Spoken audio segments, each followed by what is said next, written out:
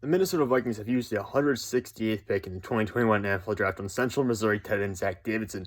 Now, this is a small school prospect who really broke out in 2019 and set some high bars there. 40 receptions for 894 yards and 15 touchdowns. So that's some high marks yardage-wise, but obviously he's playing against lesser competition.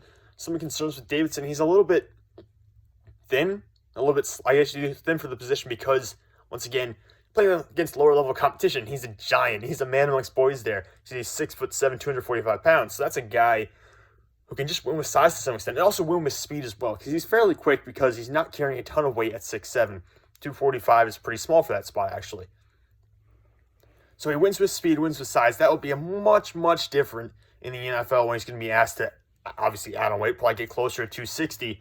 And you're not going to be able to run past guys anymore. You're playing against a much higher level competition than you do at Central Missouri.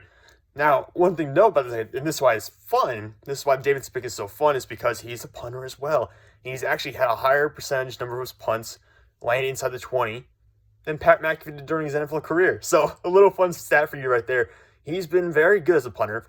I don't know if he'll actually do that role in Minnesota. I don't know if he'll actually compete for that role in Minnesota, but you have to think that it certainly helps his case for making an NFL roster.